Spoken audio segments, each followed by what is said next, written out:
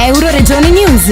Saracens Rugby Londra in Friuli per coltivare futuri campioni.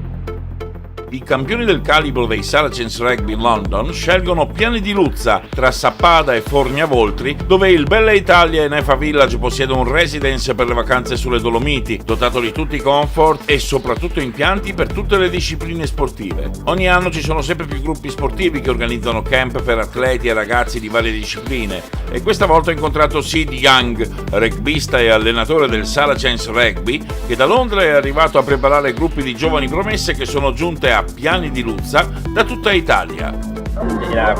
In una precedente sessione in inverno, lo standard dei giocatori è stato molto più alto di quanto ci aspettassimo, e c'è un gruppo di giocatori, quando hanno la palla in mano, nel modo in cui si muovono, nel modo in cui corrono, come un buon giocatore di rugby, ma sono buoni atleti a tutto tondo, in modo che possano passare al calcio o al basket o alla pallavolo, ma si spera che diventino grandi rugbisti. Abbiamo l'aiuto del nostro staff per la traduzione. Io e gli altri allenatori di Londra teniamo allenamenti molto lenti, siamo tipicamente inglesi pigri, così imparano il rugby e l'inglese mentre ci divertiamo, e noi ci mettiamo del nostro meglio. Da Piani di Luzza a Sappada Forniavoltri, per Euroregione News, Marco Mascioli.